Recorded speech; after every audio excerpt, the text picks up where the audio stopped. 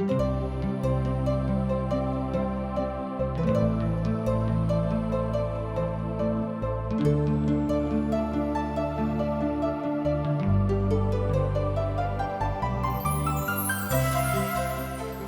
कहै छथि कि पापक मजूरी तऽ मृत्यु अछि, मुदा परमेश्वर के वचन हमरा प्रभु यीशु मसीह में अनंत जीवन अछि।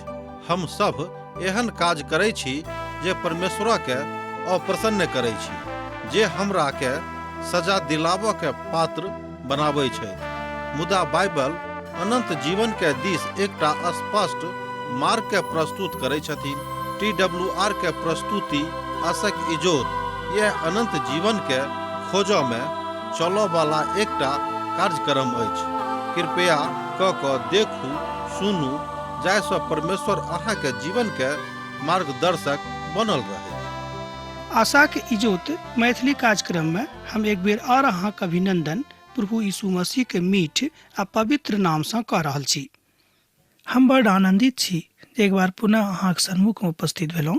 हमर विश्वास है जे अहूँ सब आनंदित होएब आ परमेश्वरक वचनक अध्ययन करबाक लेल तैयार होएब।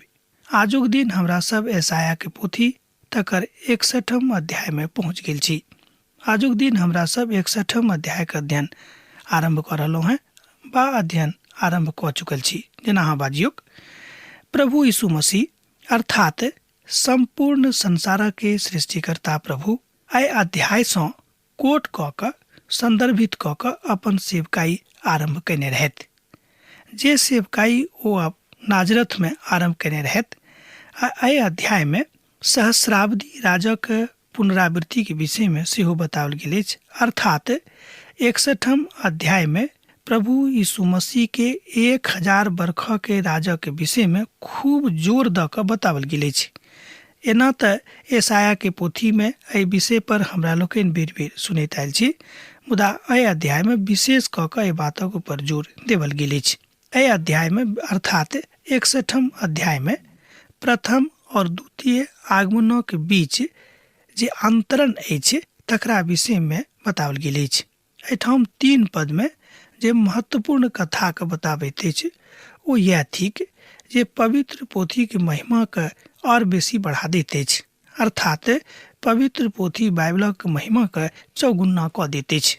प्रभु यहोवाक आत्मा हमरा ऊपर अछि, कियाक त यहोवाक सुसमाचार सुनेबाक लेल हमर अभिषेक कयलथि और हमर एहि द्वारा पठौने छलाह जे खेदित मनक लोकक शांति दिए के, जे बंधुक लेल स्वतंत्रता और कैदी के लेल छुटकारा के प्रचार करी।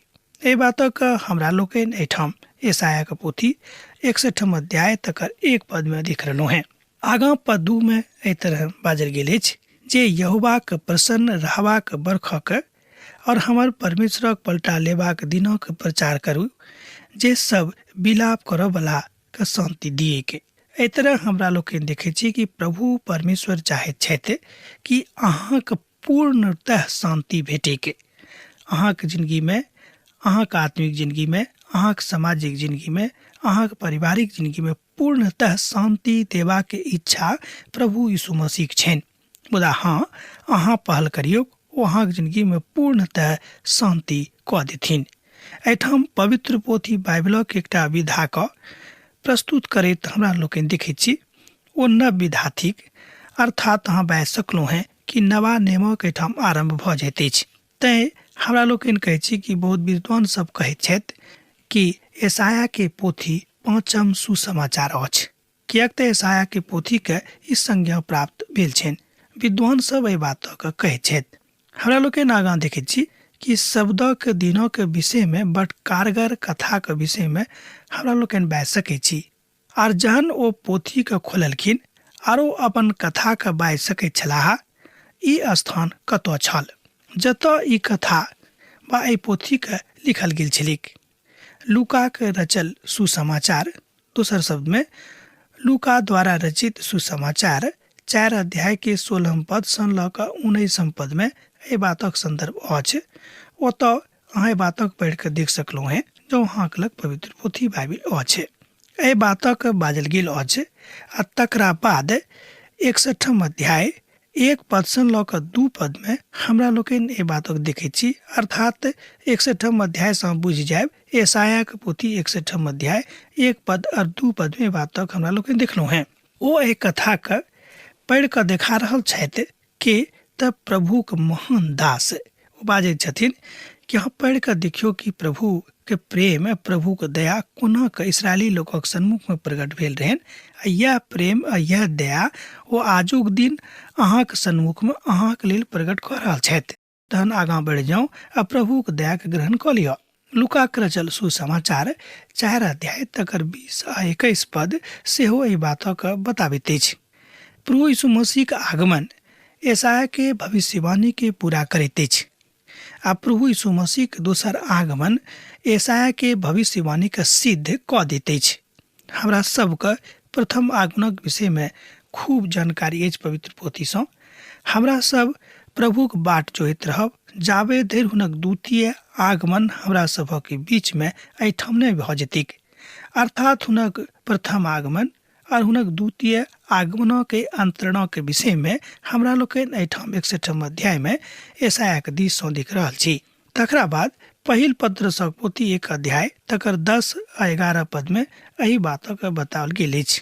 एही उद्धारक विषय में एही भविष्यवक्ता सब ढूंढ ढांड और जांच पड़ताल कैलथि आ जे ओहि अनुग्रह के विषय में जे अहाँक ऊपर होमय वाला छल भविष्यवाणी करैत छलाह। पहिल पत्रसक पोथी 1 अध्याय तकर 10 पद ए बातक कहैत अछि। आ जे ए बातक खोज कैलथि मसीह के आत्मा जे हुनका में रहनि और पहिनहिए सँ मसीह के दुखक और हुनका बाद होमो वाला महिमा के गवाही दैत छलाह, ओ के और के हम काजक विषय में संकेत करैत छल। एहि तरह ए बातक हमरा लोकनि एहिठाम पहिल पत्रसक पोथी 1 अध्याय तकर 11 पद में देखैत छी। यशाया में एहि बातक भविष्यवाणी कयल गेल छलिक कि हुनक द्वितीय आगमन प्रथम आगमन सँ बेसी अजगूत हेतैक, कियाक तऽ द्वितीय आगमन में वो उद्धारकर्ता के रूप में नहीं मुदा वो महान न्यायी के रूप में आबि रहल छथि। ओहि काल में जँ अहाँ हुनका लग उद्धार मंगबाक लेल जायब तऽ अहाँके नहीं भेटत। एहि बातक बहुत विद्वान से बहुत साहसक साथ, बहुत दृढ़ता के साथ, बहुत अधिकारक के साथ बाजैत छथिन। यशाया एहिठाम वही बातक विषय में बता रहल छथि कि अखन बड़ नीक मौका अछि हमर भाई बहिन, अहाँ अखने प्रभु के अपन जिंदगी दऽ दियौक, भविष्यक दिस निहारियौक, कियाक तऽ अहाँके भविष्य बड़ नीक भऽ जायत जँ अहाँ अपन जिंदगी के प्रभु यीशु मसीह के चरण में दऽ देबनि। मसीह के प्रथम और द्वितीय आगमनक एहिठाम देख रहल छी हमरा लोकनि। एहिठाम यशाया कनेक एमर उमर जा रहल छथि आ यीशु मसीह के आगमनक विषय में आख्यान दऽ रहल छथि, मुदा ई दोनों बातक कोना के बतावल जा सकै छै। लूका के रचल सुसमाचार में तकर 4 अध्याय के 20 और 21 पद में एहि बातक हमरा लोग देखै छी, अर्थात एही बातक ऊपर एही विषयक ऊपर ओतऽ इजोत डालल गेल अछि। यूहन्ना के रचल सुसमाचार तकर 14 अध्याय आ 3 पद में एही बातक बतावल गेल अछि। हम जाके ओतऽ एहि बातक देख सकै छी, जँ अहाँक लग पवित्र पोथी अछि तऽ अहाँ ओतऽ जाके देखियोके, अर्थात ओतऽ खोल के पढ़ियोक, ओहिठाम अहाँके संदर्भ भेटत जाहिसँ जतऽ हम सहब ओतबे अहाँ आगाँ बढ़ब। प्रभु बाजै छथिन कि हमरा सब गोटे के एकटा स्थिरता के आत्मा के आवश्यकता अछि, एकटा सहब वाला आत्मा के आवश्यकता अछि। जँ अहाँ प्रभु में सहित रहब, जँ अहाँ प्रभु में दुख उठाबैत रहब तऽ अहाँक लेल बहुत पैघ इनाम राखल गेल अछि। स्वर्ग में अहाँक लेल बहुत पैघ इनाम अछि। एहि बातक अहाँ वा हम अपन अपन आत्मिक आँखि सँ देख सकलहुँ हैं। जँ एहि बातक खाली किताबीय बात बुझब तहन एहि बात सँ नहि तऽ अहींके किछु लाभ भेटत नहि हमरे भेटत। ओ अपन कथा के, अपन महिमा के, अपन आगमनक प्रति बतावल रहल छथि, अर्थात यशाया एहिठाम प्रभु यीशु मसीह के दोसर आगमनक ऊपर जोर दऽ रहल छथिन कि हुनक दोसर आगमन जरूर जरूर हेतैक आ दोसर आगमन वो अपन लोकक अपना संगे लऽ जेताह, अर्थात हुनक दोसर आगमनक प्रति वो लोक आगाह कऽ रहल छथि कि सावधान भऽ जाउ, अहाँक उद्धारकर्ता आबि रहल छथि। और सियोनो के विलापक करऽ वाला के माथा पर राख दूर कऽ के सुंदर पाग बांधि दियौक, जे हुनक विलाप दूर कऽ हर्षक तेल लगाबे के आ हुनक उदासी के हटा क जय सभक ओढ़ना ओढ़ा दियौक। एहि तरह हमरा लोग देखै छी कि प्रभु परमेश्वर ए बातक एठाम 61 अध्याय में बता रहल छथि। एठाम यशायाह भविष्यवाणी कऽ रहल छथिन कि भौगोलिक परिदृश्य सँ ने मुदा संपूर्ण संसारक लेल प्रभु यीशु मसीह आबि रहल छथिन। हमर विश्वास सेहो यह अछि कि प्रभु यीशु मसीह कोनो भौगोलिक परिक्षेत्रक लेल नहि, कोनो खास लोकक लेल नहि, मुदा ओ संपूर्ण जगत में, संपूर्ण धरती पर जतेक लोक छथि, जतेक लोक हुनका ऊपर विश्वास कऽ कऽ एहिठाम से जेताह, अर्थात एहिठाम से अपन शरीर के त्याग कऽ कऽ जेताह, हुनका सबके प्रभु अपना संगे लऽ जेतियन आ अपना संगे राज करबाक अवसर देतनि। किएक तऽ जहन ओ कहैत छथि सियो, हुनक सियोनक अर्थ होइत छनि ओ अपन कथाक, अपन महिमाके बताबैत छथिन। ई सियोन शब्द कोनो अनेरेक शब्द नहि थिक। सियोन जे यरूशलेमक एकटा ऊंच प्रभाग स्थान में अखन अछि, ओ भौगोलिक सियोन अछि। ओहिठाम जाकऽ अहाँ ओहि सियोनके एखनो देख सकैत छी। ओहि सियोनक अवस्था अखन बहुत खराब भऽ गेल अछि, अखन ओ दुर्दशा में पड़ल अछि। मुदा यशायाह इशारा कऽ रहल छथि, यशायाह भविष्यवाणी कऽ रहल छथि कि अहू सियोनक अवस्था बड़ ठीक भऽ जेतनि जहन प्रभु यीशु मसीह के दोसर आगमन ई संसार में हेतै के। यशायाह के किताब तकर 61 अध्याय आ 4 पद ए बात कहैत अछि। इस्राएलक भूमि एहि कथाक पुनः बताबैत अछि आ जे बातक युगानुग स्थापित करबाक लेल एहिठाम आबि रहल छथिन। किएक तऽ यशायाह के भविष्यवाणी ए बात कहैत अछि। तहन हम बाजि सकलहुँ हैं कि प्रभु एहि संसारक तकरा बात की करता है। एहन बहुत गप थिक जे बातक प्रकट नहि कयल गेल छिक आ नहि एहि बातक बुझबाक कोनो आवश्यकता अछि अहाँक वा हमरा सब गोटे के यह बात निहित भऽ कऽ सोचबाक अछि, निहित भऽ कऽ सिखबाक अछि, निहित भऽ कऽ जानबाक अछि। अर्थात सहस्राब्दीक काल में प्रभु यीशु मसीह के महिमा एहि धरती पर व्याप्त भऽ जेतैक। सब ठाम प्रभु यीशु मसीह के महिमा झलकते के। यह बात हमरा लोग एठाम पवित्र पोथी में देख रहल छी। जय बातक भविष्यवाणी एठाम यशायाह कऽ रहल छथि। यशायाह पोथी 61 अध्याय तकर 5 पद ए बातक व्यक्ति करैत अछि। परदेशी आबि कऽ ठाढ़ भऽ जेताह आर अहाँक भेड़ा बकरी सभक चरौताह और विदेशी लोक सब अहाँक चरवाहा और दासक बारीक माली भऽ जेताह। एहि तरह हमरा लोग देखै छी कि जे केओ प्रभुक संगे 1000 वर्षक लेल राज करतैथ, हुनक जिंदगी बड़ आनंदित भऽ जेतनि। इस समृद्धि के वास्तविक तस्वीर एठाम अछि, अर्थात प्रभुक लोग एठाम समृद्ध भऽ कऽ राज करतैथ। मुदा अहाँ यहोवा के याचक कहब और अहाँ हमर परमेश्वरक सेवक कहब और अहाँ दोसर जाति सबक धन संपत्ति के खायब, हुनक विभव के बहुत वस्तु पायब और अहाँ बढ़ाई करैत रहब, अर्थात अहाँ बहुत आगाँ चलि जायब। लोक अहाँक परमेश्वरक दास, बहुत इस्राएली सब प्रभु के दास कहता। सहस्राब्दी के काल में ई बात और सामाजिक भऽ जेतैक, बड़ मजबूती के साथ सन्मुख में आबि जेतैक। किएक तऽ प्रभु वास्तविक रूप में ओहि काल में विराजमान रहतैथ। तहन हम बुझि सकलहुँ हैं कि ओ कालक अवस्था कतेक आनंद करऽ वाला रहतैक। निर्गमनक पोथी तकर 19 अध्याय आ तकर 6 पद में यही बातक बतावल गेल अछि। हमरा लोग जानैत छी एहि बातक भविष्यवाणी ओहू काल में भेल छलैक। ओ कहैत छथिन, और अहाँ हम नजर में याचक राज और पवित्र जाति ठहरब, आ जे कथा अहाँके इस्राएली सँ कहबाक अछि ओ सब तऽ यह अछि। निर्गमनक पोथी तकर 19 अध्याय तकर 6 पद ए बात कहैत अछि। जँ अहाँक लग पवित्र पोथी अछि तऽ अहूँ पढ़ि कऽ देखियौक आ सत्यापित कऽ लियौक। हुनक पापक कारणे ई बात हुनका सभक जिंदगी में कहियो नहि भेलैक। कारण की छल कि ओ सब प्रभु सँ दूर भऽ गेल छलाह, प्रभु को सब छोड़ि देने छलखिन। एहि द्वारा ई बात हुनका सभक जिंदगी में नहि भेलनि। हमरा सभक जिंदगी में ई बात भऽ सकै छै जँ हमरा सब प्रभु यीशु मसीह पर विश्वास कऽ कऽ, हुनका सँ उद्धार प्राप्त कऽ कऽ, हुनका अपन उद्धारकर्ता स्वीकार कऽ कऽ इस संसार सँ विदा होइबै, तहन ई बात हमरा सभक जिंदगी में बहुत जल्दी घटवला अछि। किएक तऽ प्रभु यीशु मसीह के आगमन बड़ शीघ्र छनि। अहाँक नाम धराइक संति दुगुना भेटत, अर्थात अनाकारी के अहाँक अपन हिस्सा के कारणे जय जयकार करब। अहाँ अपन देश में दुगुना भागक अधिकारी भ जायब और सर्वदा आनंदित बनल रहब। ए बातक हमरा लोकनि एठाम यशायाह पोथी 61 अध्याय तकर 7 पद में देखैत छी। दोसर शब्द में सर्वदा कालक आनंद इस्राएली के हिस्सा ठहरतिक और यह आनंदक पूर्णता हैत। ओहो, यह कतेक नीक बात हेतिक। एक भक्त प्रभु के ठाम उछल के बाजी छथिन कि ओहो, ई कतेक नीक बात हैत जहन प्रभु के संगे हमरा सब मिल के राज करब।